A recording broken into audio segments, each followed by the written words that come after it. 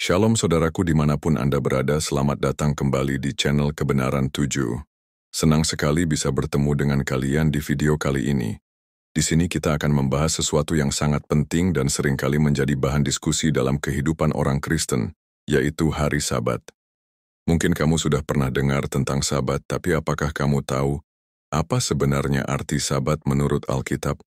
Atau kenapa Sabat dianggap sebagai hari yang istimewa dan berbeda dari hari-hari lain? Dan yang tak kalah menarik, apa sih makna hari Sabat untuk kita sebagai orang Kristen di zaman sekarang? Nah, itu semua akan kita kupas tuntas di video ini. Jadi Sabat adalah hari yang Allah tetapkan sejak awal penciptaan, sebagai hari istirahat dan perhentian dari segala pekerjaan. Dalam kitab Kejadian, setelah menciptakan dunia dalam 6 hari, Allah beristirahat pada hari ke-7 dan menguduskan hari itu. Ini bukan hanya soal berhenti bekerja, tapi ada pesan yang sangat dalam di baliknya.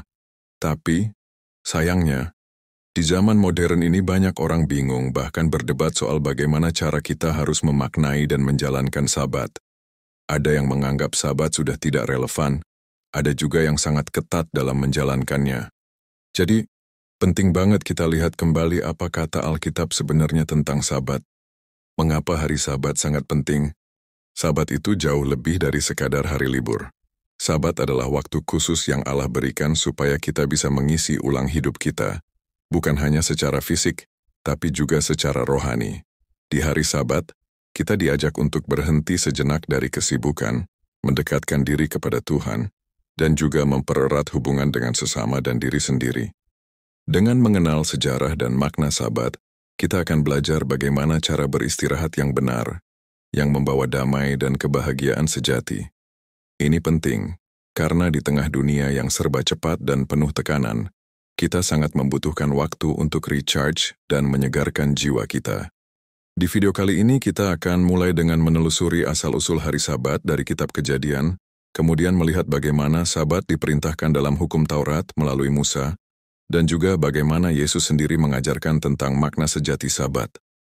Selain itu, kita akan menyimak pandangan Perjanjian Baru tentang Sabat dan membahas bagaimana kita bisa mengaplikasikan prinsip-prinsip Sabat dalam kehidupan kita sehari-hari saat ini. Jadi, video ini bukan hanya soal aturan atau tradisi, tapi tentang menghidupkan kembali semangat Sabat yang dapat memperkaya iman dan kehidupan kita. Kalau kamu penasaran dan siap menggali lebih dalam tentang hari Sabat, yuk, kita mulai perjalanan kita memahami hari Sabat bersama-sama. Untuk memahami makna hari Sabat, kita perlu kembali ke permulaan segala sesuatu, yaitu kisah penciptaan dunia. Kitab Kejadian memberi kita fondasi awal tentang mengapa hari ke-7 begitu istimewa, bahkan sebelum ada bangsa Israel, hukum Taurat, atau perintah keagamaan apapun. Kejadian pasal 1 mencatat bahwa Allah menciptakan alam semesta dalam 6 hari. Setiap hari merupakan tahap penting dalam membentuk keteraturan dari kekacauan. Hari pertama, Allah menciptakan terang dan gelap. Hari kedua, Allah menciptakan cakrawala dan memisahkan air di atas dan di bawah. Hari ketiga, Allah menciptakan daratan dan tumbuhan. Hari keempat, Allah menciptakan matahari, bulan, dan bintang. Hari kelima, Allah menciptakan makhluk air dan burung di udara. Hari keenam, Allah menciptakan binatang darat dan manusia. Segala sesuatu diciptakan Allah sungguh amat baik, serta menunjukkan kesempurnaan dan keharmonisan ciptaan Allah. Lalu pada hari ke-7, Allah beristirahat. Setelah semua selesai diciptakan, Kejadian 2 ayat 2 dan 3 mencatat bahwa Allah berhenti dan menguduskan hari Sabat hari ke-7. Kata beristirahat di sini berasal dari kata Ibrani Shabbat, yang berarti berhenti atau menghentikan. Bukan karena Allah lelah, melainkan karena karyanya telah selesai. Ini adalah tindakan simbolik yang menyatakan bahwa segala sesuatu telah lengkap dan sempurna. Tindakan Allah pada hari ke-7 sangat penting. Ia memberkati hari itu. Ia menguduskan hari itu. Artinya, hari itu dipisahkan dari hari-hari lainnya dan diberikan makna spiritual yang mendalam. Hari ke-7 adalah lebih dari sekadar libur. Ini adalah pernyataan bahwa segala yang ada berasal dari Allah, dan bahwa hidup manusia tidak hanya tentang bekerja dan menghasilkan, tetapi juga tentang relasi dengan Sang Pencipta. Ini menjadi pola ilahi bagi umat manusia. Bekerja dengan giat, namun juga menghormati ritme kehidupan yang mencakup waktu untuk berhenti, merenung, dan menyembah. Hari Sabat kemudian muncul sebagai refleksi dari realitas ini. Waktu yang disisihkan bukan hanya untuk tubuh, tapi juga untuk jiwa. Penting untuk dicatat bahwa penyucian hari ketujuh terjadi sebelum ada bangsa Israel atau hukum Musa.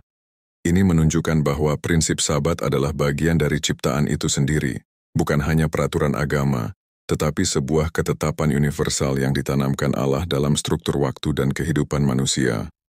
Dengan demikian, asal-usul hari Sabat bukanlah dari Sinai, melainkan dari Eden. Sejak awal, Allah menetapkan satu hari dalam seminggu sebagai hari yang diberkati dan dikuduskan. Ini adalah undangan ilahi untuk masuk ke dalam ritme ciptaannya. Bekerja, lalu beristirahat, bukan sekadar fisik tetapi juga spiritual. Setelah memahami bahwa hari Sabat berasal dari penciptaan, kini kita melihat bagaimana prinsip ini diangkat menjadi perintah resmi dalam hukum Taurat. Ini adalah tonggak penting dalam hubungan antara Allah dan umatnya. Ketika Sabat tidak lagi hanya pola ciptaan, tapi juga bagian dari identitas hukum umat Israel. Perintah Sabat pertama kali dinyatakan secara eksplisit kepada bangsa Israel saat mereka keluar dari tanah Mesir dan berkemah di Gunung Sinai. Dalam Keluaran 20 ayat 8-11, Allah berfirman melalui Musa, "Ingatlah dan kuduskanlah hari Sabat. 6 hari lamanya engkau akan bekerja dan melakukan segala pekerjaanmu. Tetapi hari ketujuh adalah hari Sabat Tuhan Allahmu. Maka jangan melakukan sesuatu pekerjaan." Ini adalah perintah keempat dari 10 perintah Allah, satu-satunya yang dimulai dengan kata, "Ingatlah," menegaskan bahwa ini bukan hal baru, melainkan sesuatu yang sudah dikenal sejak awal, namun kini ditegaskan kembali dalam bentuk hukum. Perintah Sabat dalam Taurat mencerminkan 3 prinsip utama. Pertama, istirahat dari pekerjaan. Allah memberi waktu khusus agar manusia tidak terus-menerus bekerja.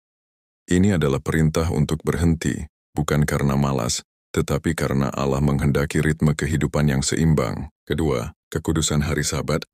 Hari ketujuh dipisahkan dari hari-hari biasa. Ini bukan sekadar hari tanpa kerja, tapi hari yang ditujukan kepada Tuhan, hari ibadah, perenungan, dan pemulihan rohani. Ketiga, peringatan akan penciptaan.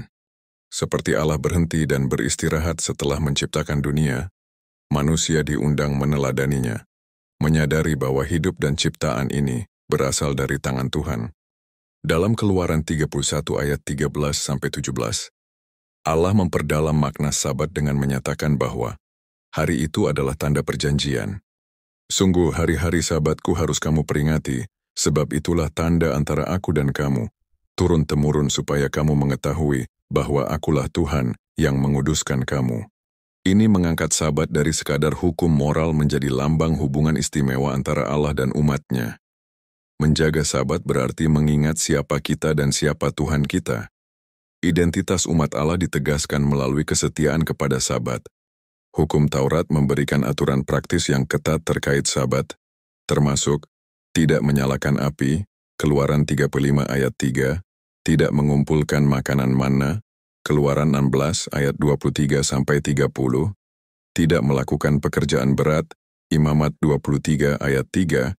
Contoh ekstrim dari pelanggaran Sabat terdapat dalam Bilangan 15 ayat 32-36, di mana seorang pria yang mengumpulkan kayu di hari Sabat dihukum mati. Ini menunjukkan betapa seriusnya Sabat dipandang dalam hukum Allah, karena ini bukan sekadar pelanggaran aturan tetapi pelanggaran terhadap perjanjian dengan Tuhan. Setelah kita melihat bagaimana Sabat diperintahkan secara resmi dalam hukum Taurat, kini saatnya menelusuri bagaimana bangsa Israel menjalankan atau kadang mengabaikan perintah ini sepanjang sejarah mereka. Dari masa pengembaraan di padang gurun hingga masa pembuangan, Sabat menjadi cermin dari hubungan umat dengan Allah. Selama 40 tahun perjalanan di padang gurun, Allah memakai Sabat untuk melatih bangsa Israel hidup dalam ketaatan dan ketergantungan padanya. Contoh paling awal terlihat dalam pengumpulan manna, Keluaran 16. Mereka diperintahkan mengumpulkan 2 kali lipat pada hari ke-6, karena pada hari ke-7 tidak akan ada manna turun. Namun sebagian dari mereka tetap keluar mencari manna pada hari Sabat, dan Tuhan menegur mereka, "Berapa lama lagi kamu menolak perintah dan hukumku? Keluaran 16 ayat 28. Hal ini menunjukkan bahwa Sabat bukan hanya soal peraturan, tetapi soal iman dan kepercayaan. Bahwa Tuhan mencukupi bahkan saat kita berhenti bekerja. Setelah bangsa Israel masuk ke tanah perjanjian, pelaksanaan Sabat menjadi salah satu indikator kesetiaan mereka kepada Allah. Namun, seringkali mereka melalaikannya. Para nabi berkali-kali menegur bangsa Israel karena mengabaikan Sabat demi mengejar keuntungan dan kepentingan pribadi. Contohnya dalam Yesaya 58 ayat 13 dan 14. Tuhan menegur mereka agar memanggil Sabat sebagai hari kenikmatan, bukan sebagai beban. Apabila engkau tidak menginjak-injak hukum Sabat, maka engkau akan bersenang-senang karena Tuhan. Salah satu alasan utama pembuangan ke Babel, menurut kitab 2 Tawarikh 36 ayat 21, adalah karena bangsa Israel tidak memelihara Sabat selama mereka tinggal di tanah perjanjian. Tanah itu beristirahat selama masa pembuangan, seakan Tuhan memaksakan Sabat yang selama ini mereka abaikan. Ini menunjukkan bahwa pelanggaran terhadap Sabat tidak hanya melanggar hukum Allah, tetapi juga merusak ritme rohani dan sosial bangsa secara keseluruhan.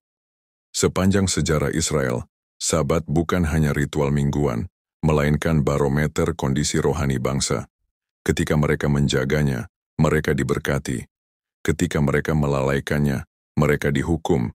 Tapi dalam segala hal, Allah tetap menunjukkan belas kasihan dan mengundang umatnya untuk kembali kepadanya. Hari Sabat dalam zaman Yesus bagian penting dalam memahami bagaimana Sabat ditafsirkan ulang dalam terang Injil. Ketika Yesus datang ke dunia, ia tidak menghapus hukum Taurat, tetapi menggenapinya, Matius 5 ayat 17. Termasuk di dalamnya adalah pengertian dan praktik hari Sabat. Dalam Injil, kita melihat bahwa Sabat menjadi salah satu topik yang sering menimbulkan konflik antara Yesus dan pemuka agama Yahudi. Namun justru disitulah kita menemukan makna sejati Sabat menurut Kristus. Yesus dan Sabat, bukan penghapusan tapi pemulihan. Yesus sering disalahpahami seolah-olah melanggar Sabat. Tapi sebenarnya, ia tidak melanggar hukum Allah. Yang dilanggarnya adalah tradisi tambahan dan penafsiran sempit yang dibuat oleh para ahli Taurat.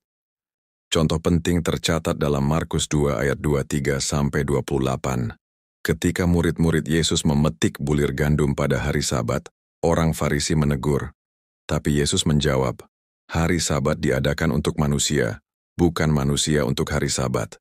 Maka anak manusia adalah juga Tuhan atas hari Sabat.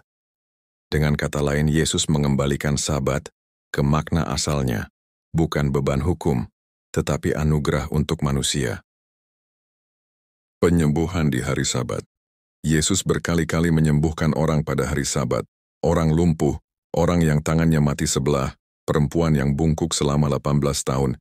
Ini menimbulkan reaksi keras dari para pemuka agama. Namun Yesus menegaskan bahwa berbuat baik pada hari Sabat tidak melanggar kehendak Allah. Justru itulah inti Sabat. Memulihkan, menyembuhkan, dan membawa kehidupan. Siapakah di antara kamu yang kalau anaknya atau lembunya terperosok ke dalam sumur, tidak segera menariknya keluar meskipun pada hari Sabat? Lukas 14 ayat 5. Yesus menunjukkan bahwa hukum kasih lebih utama dari sekadar aturan kaku. Konflik dengan tradisi keagamaan. Yesus menolak pemahaman legalistik terhadap Sabat yang dibuat oleh orang Farisi. Mereka menambahkan 39 kategori larangan pekerjaan, membuat Sabat menjadi beban berat. Ini mengaburkan maksud awal Allah, bahwa Sabat adalah hari pembebasan dan pemulihan. Konflik Yesus dengan mereka menunjukkan bahwa kadang agama bisa kehilangan kasih ketika terlalu fokus pada aturan. Dalam ajaran dan tindakan Yesus, kita melihat Sabat bukan dihapus tapi dipulihkan ke makna sejatinya. Sebagai hari untuk kebaikan, pemulihan, dan persekutuan dengan Allah. Lebih dari itu, Yesus sendiri menjadi hari Sabat yang hidup. Tempat kita menemukan kelegaan yang tak tergantikan. Hari Sabat dalam gereja mula-mula dan perjanjian baru. Setelah kebangkitan Yesus, kita melihat bahwa kehidupan umat Allah memasuki fase baru. Gereja mula-mula, yang terdiri dari para rasul, murid-murid Yesus, dan orang-orang Yahudi yang percaya, menghadapi pertanyaan penting. Bagaimana mereka harus mempraktikkan Sabat dalam terang Injil? Apakah Sabat masih berlaku seperti dalam hukum Taurat? Pada masa awal, para rasul dan orang percaya Yahudi tetap menghadiri sinagog pada hari Sabat. Dalam Kisah Para Rasul 13 ayat 14 dan 15, Paulus dan Barnabas masuk ke sinagog pada hari Sabat dan diberi kesempatan untuk mengajar. Ini menunjukkan bahwa Sabat masih menjadi konteks ibadah bagi banyak orang percaya, khususnya yang berlatar belakang Yahudi. Peristiwa kebangkitan Yesus pada hari pertama Minggu pagi, menjadi titik penting dalam sejarah ibadah Kristen.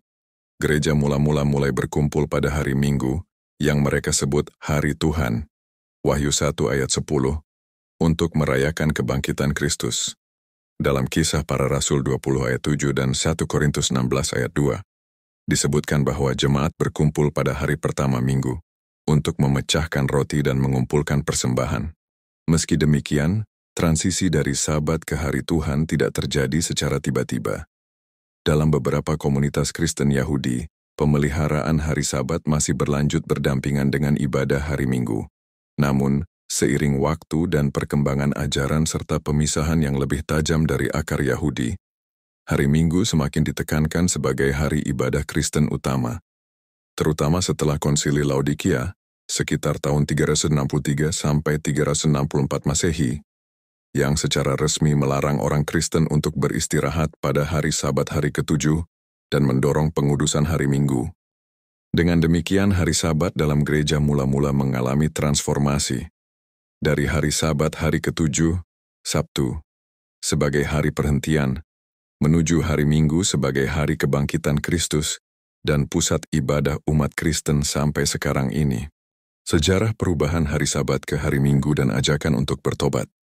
Apakah kamu pernah bertanya, mengapa sebagian besar umat Kristen saat ini beribadah pada hari Minggu, padahal Alkitab secara jelas menyebutkan hari Sabat sebagai hari perhentian yang kudus? Apakah ini perintah Tuhan atau hasil dari tradisi dan keputusan manusia? Mari kita buka sejarah yang sering dilupakan, bahkan oleh banyak orang Kristen sekarang ini. Kapan perubahan Sabat itu terjadi? Jawabannya, yaitu secara bertahap, dan tidak berdasarkan perintah Yesus maupun para rasul, tetapi oleh pengaruh politik dan gereja setelah abad pertama. Titik awal perubahan Sabat dimulai pada abad kedua dan ketiga Masehi, ketika sebagian umat Kristen non-Yahudi mulai memisahkan diri dari tradisi Yahudi, termasuk dalam hal Sabat. Mereka mulai merayakan hari Minggu sebagai peringatan atas kebangkitan Yesus yang terjadi pada hari pertama Minggu itu. Namun, ini bukanlah pengganti Sabat, melainkan ibadah tambahan. Perubahan besar terjadi di masa pemerintahan Kaisar Konstantinus. Pada tahun 321 Masehi, ia mengeluarkan dekrit yang menetapkan hari Minggu sebagai hari libur resmi di seluruh Kekaisaran Romawi. Dalam dekrit itu tertulis, pada hari yang dihormati matahari, biarlah para pejabat dan rakyat beristirahat. Perlu kita tahu bahwa Konstantinus adalah penyembah dewa matahari, Sol Invictus, sebelum berpindah ke agama Kristen. Hari Minggu di Solis, yaitu hari matahari, adalah hari suci bagi penyembah matahari. Maka penggabungan ini bukan karena alasan rohani, tetapi kalkulasi politik untuk menyatukan kekaisaran antara pengikut Kristus dan penyembah matahari. Hari Sabat pun perlahan-lahan tersingkir, dan hari Minggu mulai naik sebagai hari suci negara. Beberapa dekade kemudian, Konsili Laodikia tahun 364 Masehi menetapkan bahwa orang Kristen tidak boleh mengikuti kebiasaan Yahudi dengan beristirahat pada hari Sabat, tetapi harus bekerja pada hari itu dan menghormati hari Tuhan, yaitu hari Minggu. Dengan kata lain, gereja secara resmi menggantikan Sabat dengan hari Minggu, bukan berdasarkan perintah Yesus, bukan berdasarkan Alkitab, tapi berdasarkan otoritas manusia. Lebih dari itu, Gereja Katolik Roma kemudian mengakui bahwa mereka yang mengganti hari ibadah dari Sabat ke Minggu melakukannya berdasarkan kuasa gereja, bukan Alkitab. Salah satu pernyataan resmi dari mereka mengatakan, Alkitab tidak pernah menyebut bahwa ibadah harus dilakukan pada hari Minggu. Perubahan itu dibuat oleh Gereja Katolik berdasarkan otoritasnya. Dengan kata lain, gereja mulai melarang perayaan Sabat dan menggantinya dengan hari Minggu. Akhirnya, sepanjang abad-abad selanjutnya, Gereja Katolik Roma menetapkan hari Minggu sebagai hari kudus dan menyatakan bahwa otoritas gereja memiliki wewenang untuk mengubah hari ibadah.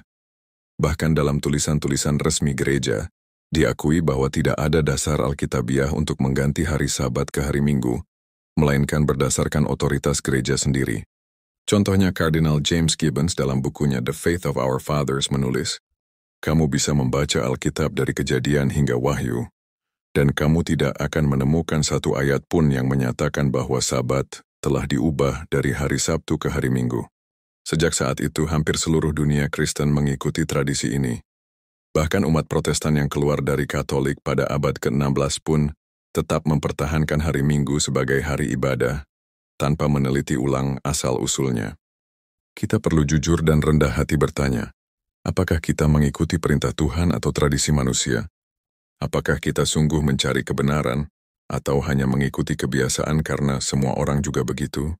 Yesus menegur para pemimpin agama di zamannya dalam Markus 7 ayat 7 dan 8. "Percuma mereka beribadah kepadaku, sedangkan ajaran yang mereka ajarkan adalah perintah manusia." Jadi perubahan Sabat menjadi hari Minggu tidak berasal dari Alkitab, melainkan melalui proses sejarah. Dimulai dari kebiasaan memperingati kebangkitan Yesus pada hari Minggu, diperkuat oleh keputusan politik Kaisar Konstantinus, diresmikan oleh konsili-konsili gereja, dan akhirnya diinstitusikan oleh Gereja Katolik. Sampai hari ini, sebagian besar umat Kristen merayakan ibadah pada hari Minggu. Meskipun perintah Alkitab tentang Sabat tetap menunjuk kepada hari ke-7, yaitu Sabtu. Saudara, ini bukan sekadar soal hari. Ini soal ketaatan kepada firman Allah, soal siapa yang menjadi otoritas tertinggi dalam hidup kita, firman Tuhan atau ajaran manusia. Wahyu 14 ayat 12 menggambarkan umat Tuhan di akhir zaman sebagai mereka yang menuruti perintah-perintah Allah dan iman kepada Yesus.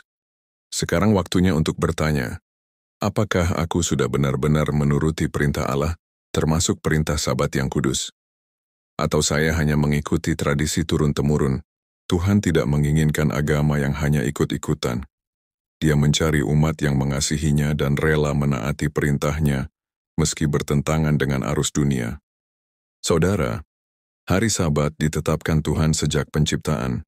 Tidak pernah diubah oleh Yesus atau para rasul, namun diganti secara bertahap oleh pengaruh budaya, politik, dan keputusan gereja manusia.